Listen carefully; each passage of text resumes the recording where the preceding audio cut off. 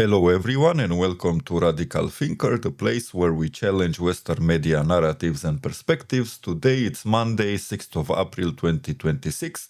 We are in the 38th day of the American and Israeli war imposed on the Islamic Republic of Iran, the beginning of a new week in this conflict, which was supposed to last only for 4 days, as Donald J. Trump, the president of the United States, was telling us in the first moments of this conflict. We are already in day 48, and yesterday, day 47, was also pretty much full of interesting developments. For example, the New York Times was reporting yesterday that during the operation in Iran, the operation to rescue the pilot of the downed F-15, two U.S. transport aircraft intended to carry the airmen were disabled and abandoned, then blown up. We are talking about two MC-130J Combat King II rescue aircraft and four MH-6 Little Bird helicopters, which were deliberately destroyed by United States forces during the search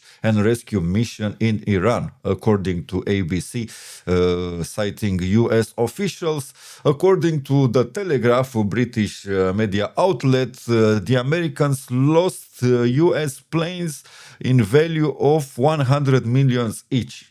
So Friday and Saturday they lost around 7 to 8, if not more aircraft, airplanes, and also helicopters. And it seems that each had a value of around $100 million. So probably they lost almost $1 billion trying to rescue the pilot of the F-15 jet, which was downed by the Iranian armed forces on Friday midday. Several fires were broken in Abu Dhabi's Borouge petrochemicals factory, with damage currently being assessed following an Iranian missile and drone attack. This comes less than 24 hours after Israel struck Iran's largest petrochemical facility. As we were discussing in the past days, Iran is continuing to answer to the escalation coming from the American and the Israeli side by destroying key energetical points, key infrastructure inside the Gulf countries, which are housing American bases and Mossad spies. This time was the turn for the Emiratis. The petrochemical factory in Abu Dhabi, as we saw, has been hit, and probably this week we are going to see more operations of this kind. An Iranian ballistic missile also impacted yesterday in Neot Hovav industrial zone near Beersheba in Israel in a first wave. Israel has been hit pretty hard since yesterday and even this morning by multiple types of Iranian missiles and drones. Early in the morning, we had like 3 waves of missiles which dropped a lot of cluster munitions over Israeli sites. Therefore, the beginning of the day seems to be very, very powerful for the Iranian side, and we are going to see what the Israelis are going to do and how they are going to answer. Yesterday, once again, we were waiting for the big orange clown to make its presence felt, and he didn't disappoint us. On contrary, he made another statement, another outrageous statement. He said Tuesday will be the power plant day and bridge day, all wrapped up in one in Iran. There will be nothing like it. Open the fucking strait, you crazy bastards, or you'll be living in hell. Just watch. Praise be to Allah. This is what President Donald J. Trump wrote on Truth Social. I think this is one of the craziest posts that he made since the beginning of this war of aggression more than 48 days ago. It's completely insane. Now he is openly talking once again, if it was necessary to do it, he's talking openly about committing war crimes, about destroying the energetical power plants in Iran and destroying all the civilian bridges. Of course, war crimes, but who cares about war crimes when it's the Americans doing them? If it was other country, if it was Russia, or if it was China, or if it was, God forbid, Iran, then for sure everyone would have been outraged. But if it is the United States, and when the president of the United States claiming that he is going to order to the American forces to commit such war crimes, then there is absolutely no problem, because as we know, even if the United States does war crimes, these war crimes are for the good of humanity, because they are always bringing some sort of democracy. Therefore, Tuesday, it's a big day according to Donald Trump. But wait, because he changed his mind after posting this outrageous message, which was ending with praise be to Allah during the Easter day in the United States. Then President Trump had another post extending the Iranian deadline for Tuesday at 8 p.m. Therefore, he's extended his own extension, because originally, like more than 10 days ago, he had another deadline for the moment when he is going to, as he was saying, send the Islamic Republic of Iran into a stone age. It's outrageous. Everything that happens is like a moment from a comic book or from a comic series.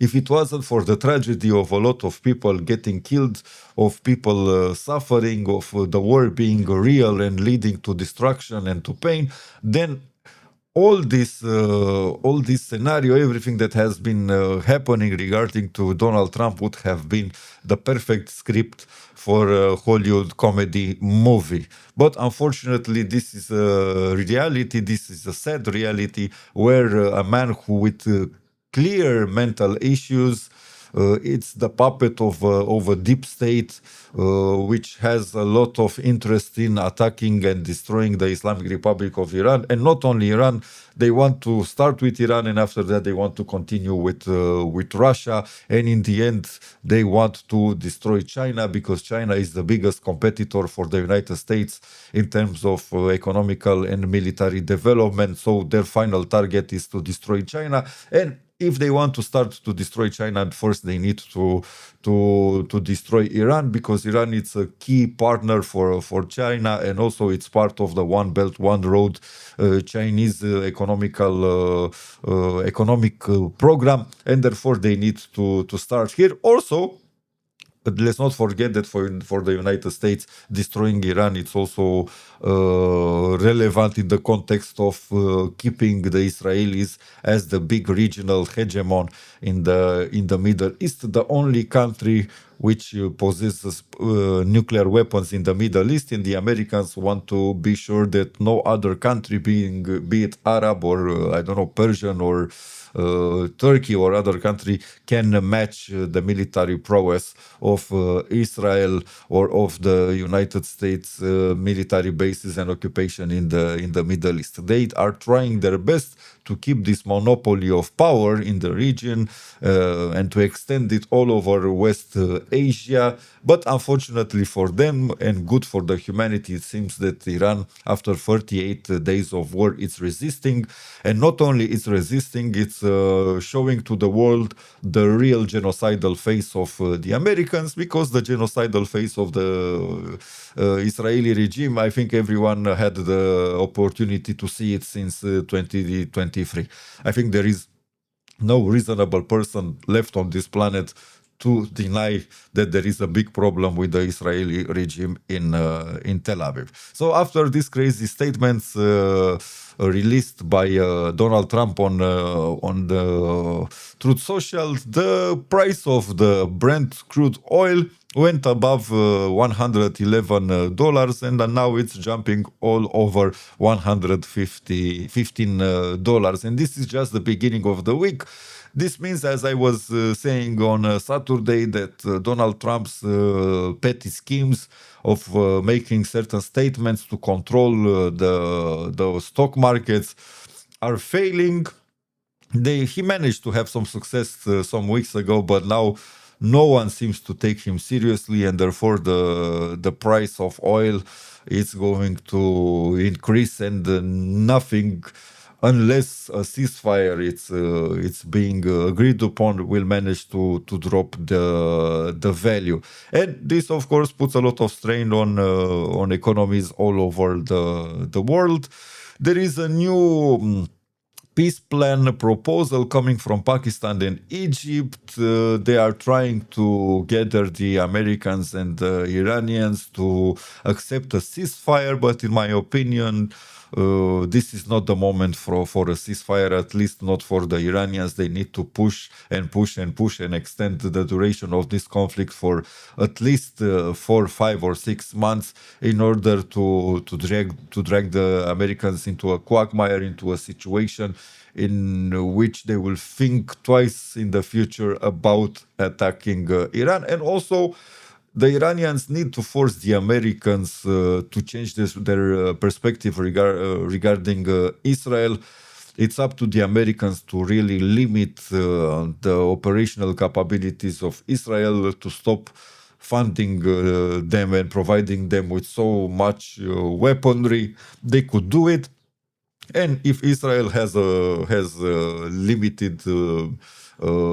limited amount of ammunition and of firepower, then for sure they will think twice before going again to war with Iran. But we are not quite there yet.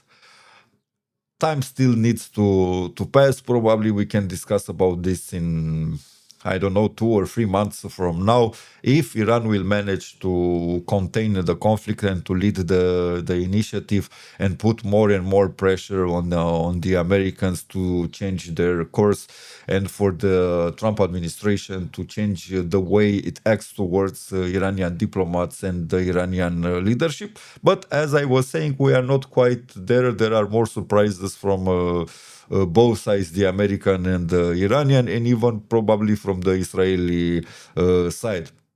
Although Iran is doing well, and Iran managed to show the entire world that the American power is fading and it's not as uncontestable as it was some years ago. Where, as I was saying, early in the conflict, so things can still change. But I'm hoping for the best for the Iranian armed forces, because they really did an awesome, outstanding job until now. And not only the armed forces, but I don't know if you are following certain social media outlets, the war propaganda efforts of Iran are very, very creative. Those Lego videos dissing Donald Trump and Peter Hegseth, the war criminal, Peter Hegseth, are very well done, very creative. There is now even another Lego video dissing Donald Trump and his connection to the Epstein files. You can find it on the internet. Very creative stuff that the Iranians are making and are promoting on the internet. In my opinion, the war propaganda coming from Iran has outmatched a lot what the Americans could do, because the Americans were using the old script with Iran. It's a threat for us because they might be developing nuclear weapons, and they are a regime of crazy clerics and so on and so forth. There is no creativity here. It's just recycling all the Israeli troops. There is nothing new here, but the Iranians managed to pull a lot of success out of their own creativity, and they produced a lot of materials which is not only real in the when it comes to the context of and to the message that they are delivering, but it's also very well done, very creative, and very, very funny. So well done, Iran. Keep it going. We really want to see the next episode from this Iranian Lego series. It's really, really good. Separate from this, this morning, as I was saying, there are reports that the Iranians hit multiple times inside Israel. In central Israel, there are reports of an unprecedented 15 impact scenes, in which multiple cluster ammunitions were used by the Iranians. So a new week, less interceptors for the Israelis, leaves more room for the Iranians to employ the use of missiles with cluster munitions, which are really making a lot of damage, and they are creating a lot of terror among Israelis. And as I was saying, we are just on Monday. The Americans probably are still thinking about doing a special ground operation trying to take ownership of probably some islands in the Persian Gulf, or to even deploy some commandos deep inside Iran to look for those 460 kilograms of uranium, which if they are going to try to do will be very, very hard. It will not be as easy as it was. And it wasn't easy, if we are to be objective, for them to recover the missing pilot, but to get 460 kilograms of uranium, which I'm sure that the Iranians were pretty smart, and they separated it. So most probably this amount of uranium is not kept in one place. It has been distributed in multiple places, which will make even harder the effort for the Americans to recover it. And even if they manage to find some location, you still need to fight the people protecting those uranium stockpiles. So it will be a crazy operation. But let's not forget that the Americans are the masters of deception. They can rewrite the script, provide some bullshit story to the American media, which is going to parrot it, and create a fantasy story about how the American special forces managed to obtain the uranium, and they achieved all their goals. And therefore this type of story could provide Donald J. Trump with an exit ramp, with the prospects of saying, okay, I achieved my goals, I finished my part, and therefore let's end the war from the American side. But even if this is going to happen, we are not sure that the war between the Israelis and the Iranians will end.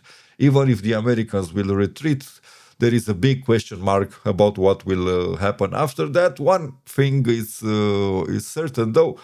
The Israelis, without open American support, without those refueling airplanes which are helping F-35s, Israeli F-35s, fly for a longer time and help them being engaged in operation for a longer period of time, they cannot do too much. It's very hard for Israel to fight a prolonged war against the Islamic Republic of Iran for a longer period of time without the American support.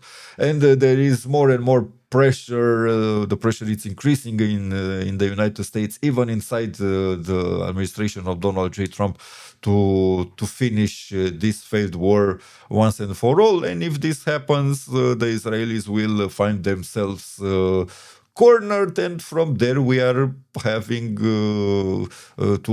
we should ask ourselves what the Israelis could do, because if the Iranians are going to continue to pummel them day after day, week after week, month after month, the Israelis, being a very small and concentrated country, they cannot continue for a long time. And if they are going to find themselves cornered, there is a possibility that they would escalate by using nuclear weapons. We are not yet there, but there is always the option for them to employ this type of weapons. And I'm still thinking that the Iranians have also planned for this scenario. No one wants to see this situation becoming a reality, but I'm sure that the Iranian decision makers and the military experts have also planned for such a scenario if such a situation would happen. But fortunately, hopefully, this will not become a reality, and the war will end sooner. This is my update for today, for Monday, 6th of April.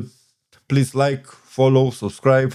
And if you find new subjects and new topics that you would want me to analyze, if you want to ask me questions, please use the comment section on our YouTube channel and write me, and I will surely answer to your questions and comments. Until tomorrow, I'm wishing you a great day and looking forward to seeing you tomorrow.